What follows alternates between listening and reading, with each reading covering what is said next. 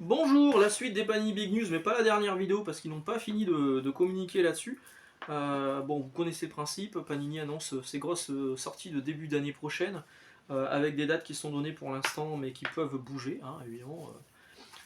Tout n'est pas gravé dans le marbre. On va attaquer, donc là on a fini les Panini Big News mardi dernier, dans la dernière vidéo avec la nouvelle vague de Marvel Poche qui était prévue en février. Et là on va attaquer avec ce qui m'intéresse énormément dans l'univers de Marvel, de Panini, c'est les Star Wars que je ne lis pas, que je ne lis plus. J'ai lu les premiers et franchement ça m'est vite tombé des mains. Mais mon frère continue à les acheter lui. Alors, vous aimez les épiques? Vous avez constaté que pour l'instant il n'y avait aucun épique qui était annoncé chez Marvel de la part de Panini. Hein. Epic, une collection qui pourtant est très très cool aux États-Unis, mais qui en France, Panini s'est rendu compte faisait les doublons avec leur version, leur collection intégrale. Il faut dire que la collection intégrale, c'est un peu une collection franco-française, hein, et que ça n'existe pas aux États-Unis. Aux États-Unis, ils ont les épiques. Moi, personnellement, je préfère les épiques. En plus de ça, les épiques en France, c'était vachement intéressant, les versions françaises, parce qu'ils étaient beaucoup moins chers que ce que sont proposés actuellement en VO. Et le seul endroit, pardon, le seul endroit où on a encore des épiques, c'est chez Star Wars. Et là, c'est encore le cas, avec deux épiques. Et oui, 0 pour Marvel et 2 pour Star Wars, quel plaisir. Un en janvier, donc c'est dans la période Star Wars Legend, dans la collection Star Wars Legend, où Panini disent que c'est, ils ont déjà dépassé la moitié du matériel disponible, donc bon, ça avance plutôt bien chez eux. Un épique tome 3 de La Menace Révélée, ça c'est pour janvier, et l'épique tome 4 sur 4, c'est le dernier, de La Guerre des Clones en février. Ça c'est pour les épiques, c'est Star Wars. Dans la collection 100% Marvel, on a Star Wars La Haute République, la phase 3, tome 2. Quand je vous dis que c'est le bordel, Star Wars en VF. Ça sort en mars 2025. Ensuite, on a d'autres titres qui ne sont pas des titres Marvel, mais qui sont des titres Panini. Des 100% avec Beware the Planet of the Apes. Attention à la planète des singes. Ça sort en janvier, c'est la préquelle du premier film avec Charlton Heston, avec Dr Zaius, avec Cornelius, avec machin, tout ça. Donc ça c'est pour janvier 2025, un comic sur la planète des singes, préquel au film, au premier film et pas à la dernière trilogie en date. Non, c'est même plus une trilogie vu qu'il y a encore un nouveau film de sortie. Conan, tome 4, ça sort en mars 2025, toujours scénarisé par Jim Zub. A priori c'est plutôt bon, bon moi j'ai pas craqué. Et c'est dessiné cette fois par Doug Braithwaite, dont on a parlé mardi pour je ne sais plus quelle série. Ça doit être pour du Daredevil, bref, je sais plus. Ensuite, on a du Deluxe de Venom par Donny Cates. Pardon, je vais crever. Le tome 3. Je pense que vous vous dites que je tousse beaucoup dans les vidéos, c'est vrai. Peut-être que je consulte. Le tome 3 du Venom de Donny Cates, c'est la fin, en fait, c'est le dernier tome 3 sur 3. Ça sortira en janvier 2025. 472 pages, ça va être un gros Deluxe, avec l'intégralité de King in Black et les épisodes de Venom. Quand c'est sorti en VF King in Black, il y avait eu un bordel parce qu'en fait Panini proposait les épisodes de Venom dans un autre titre, dans un espèce de fascicule dédié Venom, et l'épisode de King in Black à part. Alors que il faut lire un épisode de King in Black, un épisode de Venom, un épisode de King in Black, un épisode de Venom, dans cette version Panini UK, comme quoi ils savent faire, ils ont bien fait les choses. C'est vraiment dans l'ordre. Hein. Vraiment, c'est King in Black, Venom, et clairement, l'épisode de King Black se termine par un cliffhanger. La suite, directe, c'est dans l'épisode de Venom. Donc si vous lisez que King in Black, c'est un peu con. Il faut lire King in Black et Venom. Donc là, ce que j'espère, c'est que sur ce Deluxe, Panini va respecter l'ordre que eux-mêmes avaient respecté dans la version UK. Ça serait logique. Donc il y aura effectivement les épisodes de King in Black euh, et les épisodes de Venom. Ça, c'est le numéro 35 de Venom avec sa variante cover de Pat Gleason. C'est. Voilà. C'est. On va regarder ça d'un œil curieux, mais je serais pas surpris qu'ils fassent la connerie. Maintenant, on les prévient en amont, hein. Voilà. C'est pas encore, les impressions sont pas encore lancées. Faites gaffe, mettez-les bien dans l'ordre cette fois, s'il vous plaît. S'il vous plaît. Donc le troisième et dernier volume de Venom de Donny Cates, une très bonne série Venom, la suite par Ali Wing, vous pouvez vous arrêter à Venom là-dessus. Hein. La suite par Ali Wing, elle est franchement pas à la hauteur. Moi en tout cas, j'y suis pas allé. Encore du Venom avec Venom et Carnage, Symbiosis Necrosis pour janvier 2025, un crossover entre les deux, qui se passe dans l'univers du Venom de Halloween du coup, et les séries Carnage par Torunn Grønbekk et je crois que c'est Ramvi également. Bon, non, pas pour moi en tout cas, c'est sûr. Un intégral sur Carnage, je reste sur Carnage. 91 à 93 avec sa première apparition, ses premières apparitions, parce qu'il n'a pas eu une série à lui tout de suite, euh, et une partie de Maximum Carnage. J'aurais dû vous sortir, je crois que je l'ai là, Maximum Carnage. Donc une partie de Maximum Carnage, c'est con, on ne doit pas mettre tout Maximum Carnage, c'est débile, sans doute parce qu'ils ne veulent pas dépasser une certaine pagination sur les intégrales, mais bon, bref, c'est des épisodes que vous avez sans doute déjà lus, c'est des épisodes qui sont également dans l'omnibus, qui seront également dans l'omnibus de David Michelini et de Mark Bagley sur Spider-Man, parce que voilà, il apparaît là-dedans, hein, mine de rien. Et il y a du De Matisse, il y a du Michelini, je vous l'ai dit, Bagley, il y a du Sal Buscema, il y a du Ron Lim. Vous conseillez ça Non. Autant Venom est un personnage intéressant, autant Carnage est un... En fait, Venom était l'antagoniste parfait pour Spider-Man, sauf qu'il était devenu tellement populaire qu'ils ont décidé de le rendre un peu gentil. Et il fallait de nouveau un antagoniste pour que lui soit vraiment le méchant, bien, bien méchant, d'où Maximum Carnage, où il y a de la bidouille de partout. Enfin, il y a des meurtres de partout, parce que c'est quand même un serial killer à la base, Cletus Cassidy, qui récupère le fils de Venom en symbiote et qui est tout rouge, parce que c'est rouge, c'est la couleur du sang, de la violence, machin. Bref. Mais c'est pas un personnage qui pour moi est hyper intéressant. C'était sympa sur le Carnage de Donny Cates, mais psychologiquement c'est pas un personnage qui m'intéresse et je préfère largement lire du Venom, du bon Venom, que du Carnage même basique. Maintenant, autant il était sympa dans ses premières apparitions avec scénarisé par David Michelini, mais dès qu'ils ont voulu un peu développer le personnage, moi je trouvais que ça marchait pas. Après c'est mon avis. Ensuite, la belle annonce que voilà. On se demandait ce qu'il serait de l'univers X-Men avec la relance américaine et la fin de Fall of the House of X, Rise of the House of Ten ou je ne sais quoi, qui se termine en décembre. Dans leur formule softcover, hardcover, on se demandait si Panini allait continuer comme ça ou repasser sur du 100% ou voilà, proposer les séries séparément parce que l'ère Krakoa, comme on dit, était quand même vachement interconnecté. Hein. Si vous ne lisiez pas tous les épisodes de toutes les séries X-Men, vous passiez à côté de certaines informations, et moi c'est ce qui m'a rapidement cassé les noix. Là par contre, la relance aux États-Unis, il n'y a pas encore de crossover, il y a la série X-Men de Jed MacKay et Ryan Stegman, qu'on voyait déjà là. Il y a la série Uncanny X-Men de Gail Simone et David Marquez qui sont séparés. Il n'y a pas encore de crossover, je vous l'ai dit, et qui m'intéresse plutôt pas mal. Et donc je me disais, on va voir comment Panini va proposer ça. Je compte le lire en VF et puis peut-être craquer sur un TPB en VO ou je ne sais quoi, mais voilà. Donc Panini a décidé de continuer le fascicule. Alors au niveau tarifaire, ça peut être intéressant si vous comptiez suivre toutes les séries euh, X-Men. Alors il n'y a pas que X-Men et Uncanny X-Men. Hein. Il y a aussi, ça c'est quoi déjà? C'est sensationnel. Exceptional X-Men. Hop, Exceptional X-Men, NYX, Phoenix, Wolverine, Dazzler, Sentinel, Six Factor, Storm Mystique et X-Force, j'avais oublié X-Force. Donc il y a quand même une paire de séries, vous les retrouverez normalement toutes ces séries 2 fois par mois, ça sortira 2 fois par mois comme pour la formule actuelle, dans leur nouvelle formule qui s'appellera cette fois X-Men From the Ashes. Euh, bon, je vous laisse imaginer les traductions qu'on a pu éviter. C'est bizarre d'ailleurs qu'ils gardent les termes anglais pour par exemple Fall of the House of X et pas la chute de la maison X. Pourquoi pas. Et là donc ce sera From the Ashes. Avec donc toutes ces séries qui sont pas forcément interconnectées, mais bon, bah, ça peut être intéressant si vous comptiez lire tous les X-Men. Maintenant, la question qu'on se pose, j'ai posé la question à Panini et évidemment, je pense que je n'aurai pas de réponse. C'est, vous savez, il y avait une polémique sur le premier numéro d'X-Men.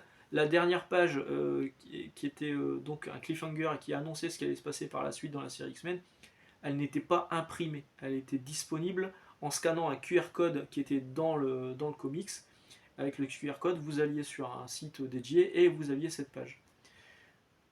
Est-ce que Panini va imprimer la page en question? Est-ce que Panini va mettre un QR code avec la version traduite de la page? On ne sait pas. A priori, aux États-Unis, dans les trade paperback, la page sera bel et bien imprimée. Marvel a fait marche arrière sur ces histoires de QR code parce que il comptait généraliser le truc. Hein. A fait marche arrière sur cette histoire de QR code parce que ça a gueulé aux États-Unis. Ça gueule beaucoup aux États-Unis, mais pas assez. Hein. Sinon, on n'aurait pas Trump qui sera encore aux portes du pouvoir. Et donc la question se pose, est-ce que Panini va publier cette page? Alors je pense que oui. Alors, voilà, là vous avez un extrait d'X-Force par exemple. Ça c'était un preview hein, où vous montrez un petit peu toutes les séries plutôt sympas. Hop là, du David Marquez sur. Ça serait pas mal que Panini édite ce preview là en fin d'année pour présenter un petit peu les prochaines séries X-Men. Ça serait pas mal, ça serait une bonne idée. Une petite astuce, Panini, proposer ce fascicule en version française gratuitement, comme l'a fait Marvel, histoire d'intéresser les gens. Bon, moi sincèrement, si les séries avaient été séparées, je pense que j'aurais essayé la Uncanny X-Men et la X-Men, même si Jed MacKay au scénario, on a vu ce qu'il donne sur les Avengers, c'est pas bon. On a vu ce qu'il avait donné sur Moon Knight, c'est pas terrible, mais alors sur Avengers c'est pire.